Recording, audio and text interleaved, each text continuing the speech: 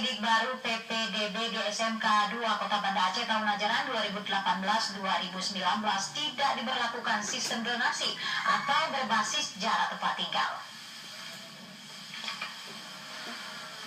Kepala Sekolah Menengah Kejuruan SMK 2 Kota Banda Aceh, Mayudin, kepada TVRI mengatakan PPDB sistem zonasi tidak menjadi prioritas utama. Menurutnya sistem zonasi berlaku di tingkat SD, SMP, dan SMA negeri.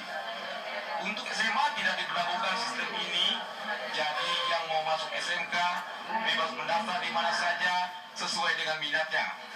Ini mungkin karena SMK menawarkan program kejuruan yang berbeda-beda, sehingga belum tentu SMK dengan kompetensi tertentu tersebar merata di semua zona. Menurut dia, PPDB SMK daya tampung siswa dalam satu kelas maksimal 36 orang. Hal tersebut berdasarkan Peraturan Menteri Pendidikan dan Kebudayaan Nomor 17 Tahun 2017 tentang PPDB agar proses belajar mengajar berjalan efektif. Meski demikian, pihaknya akan memberlakukan 32 siswa saja dalam satu kelas agar yang 3 kelas juga masih bisa belajar. Khusus untuk SMK kita tidak pakai rayon, jadi cuma untuk yang SMK karena itu dia spesifik, artinya jurusan-jurusan yang kita miliki itu tidak sama dengan SMK yang lain.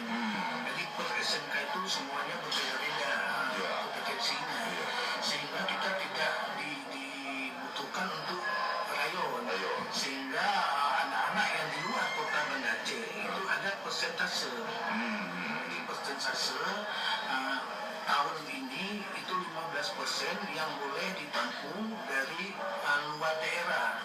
Lebih lanjut, pada PPDB tersebut akan ada 800 siswa SMP yang akan mendaftar dan daya tampung SMK 2 ada sekitar 428 orang.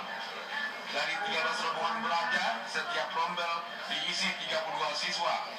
Proses pendaftaran PPDB 2018 di SMK 2 ini telah dimulai sejak Selasa 15 Mei hingga Senin 21 Mei 2018. Calon peserta didik berhak memilih SMK 1, 2, atau 3 yang ada di sini. Tim Liputan TV